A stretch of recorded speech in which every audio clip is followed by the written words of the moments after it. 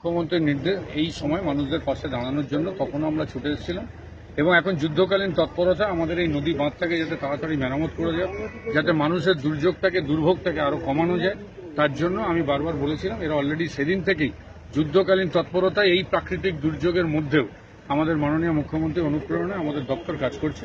আজকে আমি এসেছিলাম, একবার দেখে গেলাম, তদারকি করলাম এবং আমি বলে দিয়েছি 24 ঘন্টা এখানে রাত জেগে হলেও এখানে কাজ করতে হবে। এবং দেখেছেন গতকালকে 127 মিলিমিটার বৃষ্টি হয়েছে ঘাটালে।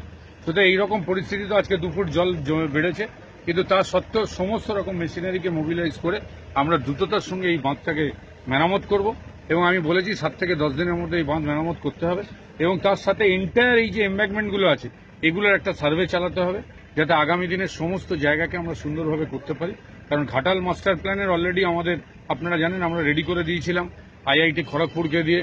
আমরা ম্যাথামেটিক্যাল মডেল করেছিলাম, কিন্তু কেন্দ্র একটা টাকাও দেয়নি, 3টে বছর প্রায় হতে চলল। সুতরাং এই জায়গায় রাজ্য সরকারও ন্যাচারালি কি করতে পারে মাননীয় মুখ্যমন্ত্রী দেখছেন।